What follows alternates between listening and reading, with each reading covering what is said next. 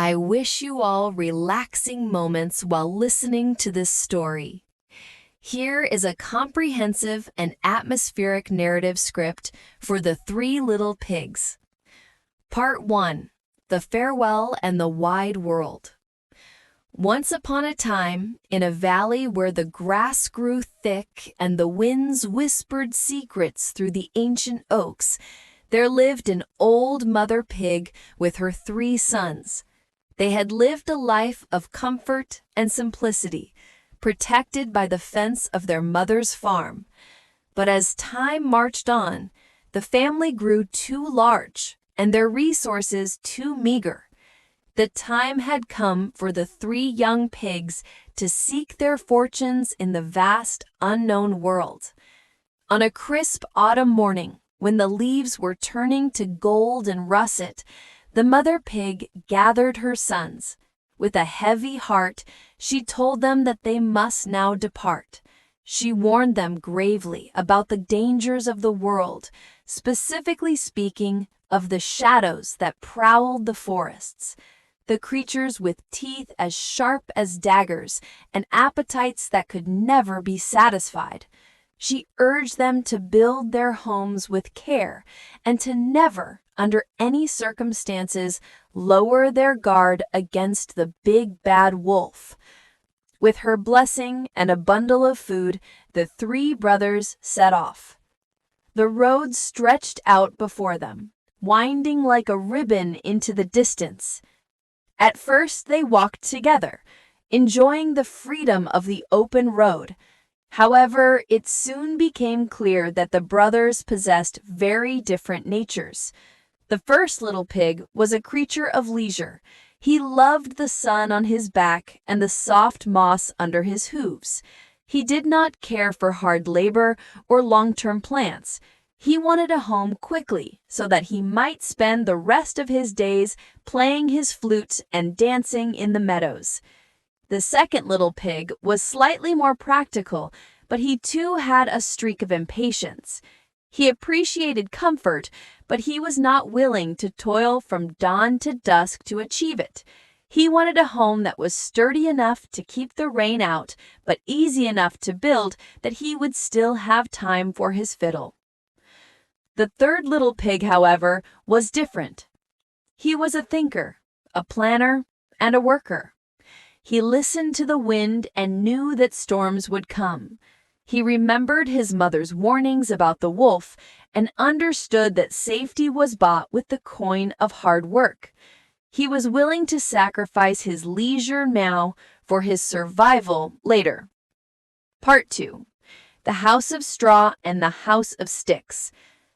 The 3 brothers eventually came to a fork in the road where they decided to part ways, each to follow his own destiny. The first little pig had not walked far when he met a man carrying a heavy bundle of straw.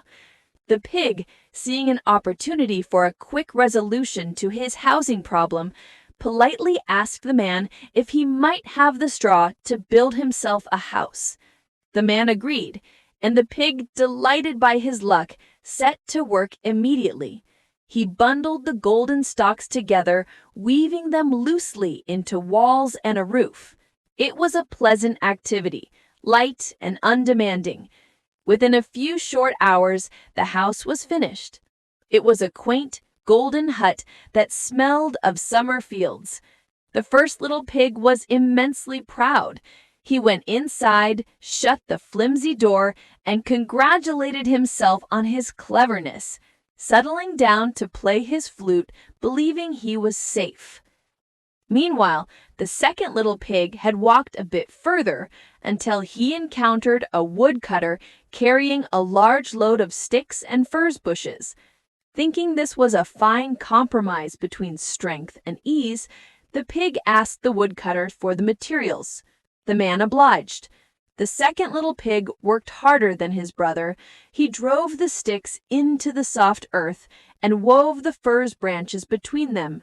It took him the better part of a day, and he worked up a sweat, but by the time the sun began to set, his house was complete. It was rough and rustic, looking somewhat like a bird's nest turned upside down, but it had a roof and a door. Satisfied, the second pig went inside, took up his fiddle, and played a merry tune, feeling secure in his wooden shelter. But the third little pig walked on. He walked until his legs were tired and the day was growing old. Finally, he met a mason with a cartload of heavy red bricks. The third pig knew instantly that this was what he needed. He asked the mason for the bricks, and the man, seeing the determination in the pig's eyes, gave them to him. The third pig did not play that day, nor the next. He mixed mortar with mud and water. He carefully laid each brick, checking that the walls were straight and the corners were true. He built a solid foundation, a heavy oak door, and a chimney of stone. His brothers passed by, laughing at his toil, mocking him for wasting the beautiful sunny days in such back-breaking labor. But the third pig ignored them. He simply continued to lay brick upon brick, until after weeks of labor, he stood before a fortress, a house of red brick that could withstand the fiercest gale and the strongest beast. Part 4. The Breath of Destruction. It was not long after the houses were finished that the shadow fell over the valley. The big bad wolf, a creature of lean muscle and insatiable hunger, had caught the scent of the first little pig. He approached the house of straw. The first little pig, hearing a twig snap, peered through a crack in the straw and saw the beast. His heart hammered against his ribs as he bolted the door. The wolf, confident in his power, knocked on the door. In a voice that feigned friendship but barely concealed a growl, he asked the little pig to let him in. The pig, terrified from within, squealed that he would not open the door, swearing by the hair of his chin that the wolf would not enter. The wolf's demeanor shifted instantly. He announced that the door would not open, he would huff and he would puff and he would blow the house down. And he did just that. He filled his massive lungs with air, his chest expanding like a bellows, and released a gale of wind. The straw house, having no structural integrity, simply exploded. Straw flew like confetti.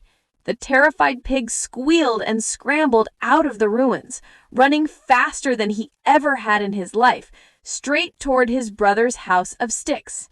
He arrived just in time, pounding on the door. The second little pig let him in and barred the door just as the wolf arrived, panting and snarling.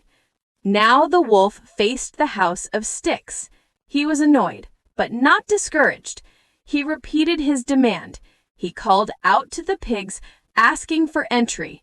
The two brothers, huddled together in the corner, shouted back their refusal, their voices trembling as they swore by the hairs of their chin that he would remain outside. The wolf, with a sneer, inhaled deeply. He huffed and he puffed, and he blew with the force that bent the trees around him. The house of sticks creaked and groaned. He blew again, a long sustained gust. The sticks snapped, the firs gave way, and the house collapsed into a pile of kindling.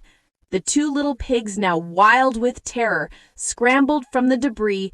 They ran towards the hill where the brick house stood, the hot breath of the wolf snapping at their heels.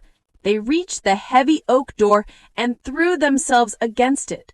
The third little pig, hearing the commotion, opened the door, ushered his brothers inside, and slammed the heavy bolt home just as the wolf's claws raked against the wood. Part 5. The Siege of the Brick House.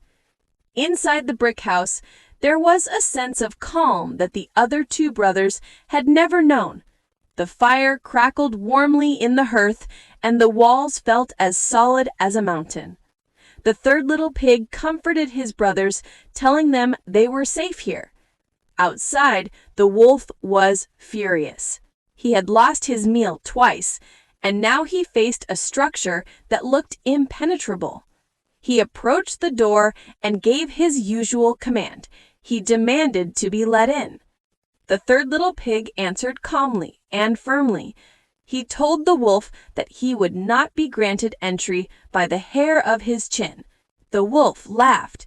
He inhaled until he looked twice his size.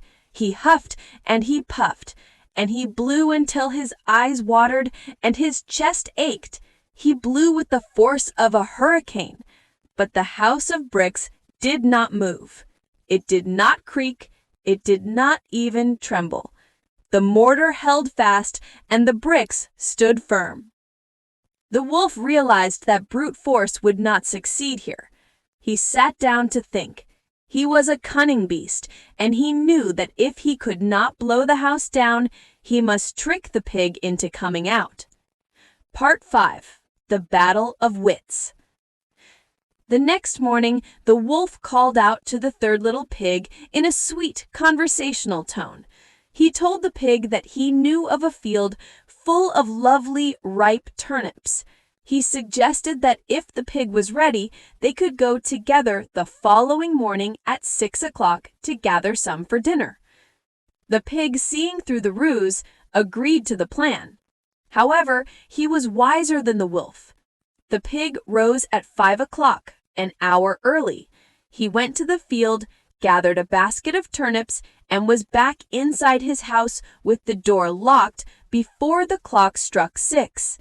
When the wolf arrived and asked if the pig was ready, the pig called out from the window that he had already been and returned and was now enjoying a delicious turnip stew. The wolf ground his teeth in rage, but kept his voice pleasant. He tried again. He told the pig about a magnificent apple tree in a nearby orchard. He proposed that they meet there the next morning at 5 o'clock. The pig agreed.